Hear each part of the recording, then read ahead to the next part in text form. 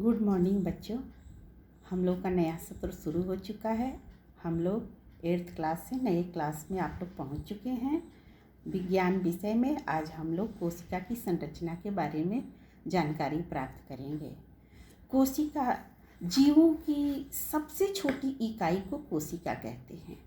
एक ही कोशिका में जीवन की सारी क्रियाएं संपन्न होती है।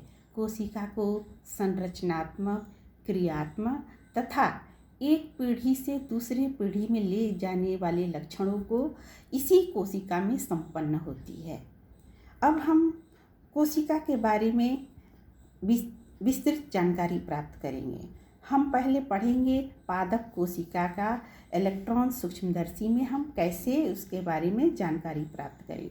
देखिए, कोशिका जो है, उस कोशिका की जो बाहरी दीवारें हैं वो मोटी भित्ति की बनी होती है। उसको हम कोशिका भित्ति कहते हैं। ठीक है, कोशिका भित्ति कहते हैं। और इसके में जो अंदर के जो भाग है उसमें एक प्रकार का द्रव पदार्थ भरा रहता है, उसको हम कोशिका द्रव्य कहते हैं। ठीक है, इसी के बीच में एक गोल संरचना पाई जाती है जिसको कि हम केंद्रक कहते हैं। ठीक है, केंद्रक के अंदर भी एक छोटी गोल संरचना पाई जाती है, उसको केंद्रिका कहते हैं। इसमें छोटे छोटे धागे नुमा संरचना पाई जाती है, उसको हम क्रोमोसोम कहते हैं। इसी के अंदर एक तरल पदार्थ भरा रहता है, उसको केंद्रक द्रव्य कहते हैं। ठीक है, और इसके बाहरी जो एक आवरण है पतली, उसको हम केंद्रक झिल्ली कहते हैं।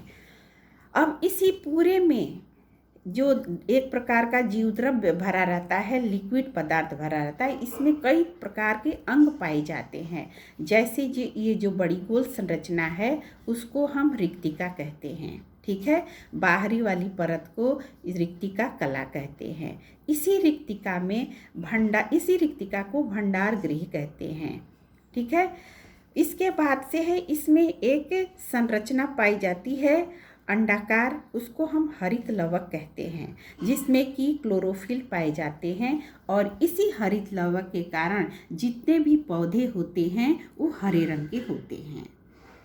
ठीक है, इसके अलावा एक और अंगक पाए जाते हैं जिसको कि हम माइटोकॉन्ड्रिया कहते हैं। इसकी संरचना चप्पल नुमा होती है।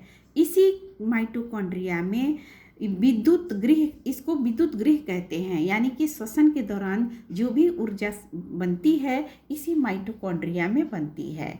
इसके अलावा अगला अंगक है गोल्जी काय। इसमें लंबी लंबी नली के आकार की संरचना पाई जाती है। इसमें एंजाइम्स का स्रवण होता है। ठीक है, इस एक दूसरी संरचना है केंद्रक के साथ ही पतली पतली नली के आकार की संरचनाएं निकली होती हैं और इसी के ऊपर गोल गोल गोल गोल संरचनाएं बनी होती है। इस नली के आकार की संरचना को अंतःप्रद्रव्य जालिका कहते हैं, जिसमें कि प्रोटीन का संश्लेषण होता है।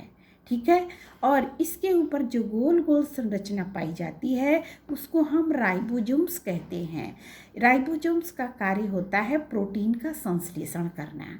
ठीक है, और ये जो चारों ओर जो इसकी मोटी दीवारें होती हैं प्लांट कोशिका में तो पाई जाती है, लेकिन जंतु कोशिका में इसकी दीवारें होती हैं वो पतली होती हैं। और जो रिक्तिका इसमें पाई जाती हैं, जंतु कोशिका में रिक्तिका नहीं पाई जाती है।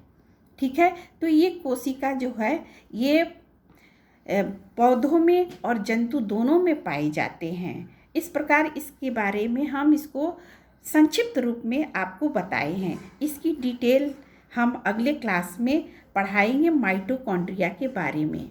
ठीक है बच्चों, तब तक आप लोग इतना पढ़ लीजिएगा।